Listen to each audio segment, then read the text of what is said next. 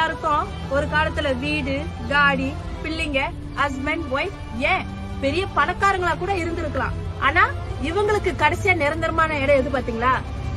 இங்கதான். எவ்வளவு பெரிய வீடா இருந்தாலும் கடைசியா இங்கதான் வந்து ஆகணும்.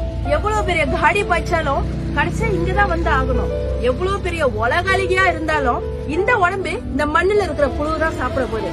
எவ்வளவு பெரிய தலைக்கடை புடிச்சவங்களா இருந்தாலும் இந்த இடத்துக்கு தலை குனிஞ்சுதான் ஆகணும். இவ்வளவுதான் வாழ்க்கை.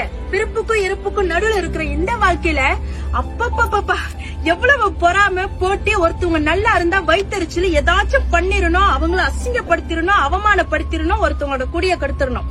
இது எல்லாத்தையும் பண்ணிட்டு கோவிலா போயிட்டு பாவத்தை கழிக்கிறது. கடவுள் காப்பாத்திடுவாரா? என்ன ஆட்டம் ஆடினாலும் கடைசி இங்கதான் வந்து ஆகணும்.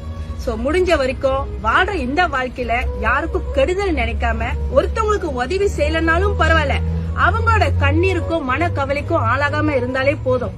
அடுத்த ஜென்மத்துல மனுஷனா பொறுப்புமா நமக்கு தெரியாது. இப்ப இந்த ஜென்மத்துல மனுஷனா இருக்கிற வரைக்கும் கொஞ்சம் மனிதாபிமானத்தோட இருந்துட்டு போயிருவோமே. என்ன நான் சொல்றது?